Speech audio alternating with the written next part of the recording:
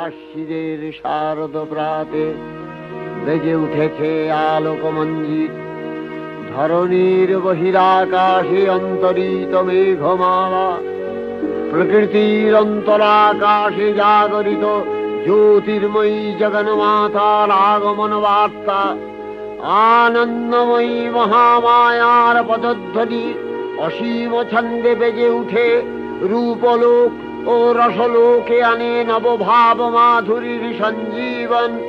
তাই আনন্দিতা শ্যামলী মাতৃকার চিন্ময়ীকে মৃন্ময়ীতে আবাহন। আজলো তো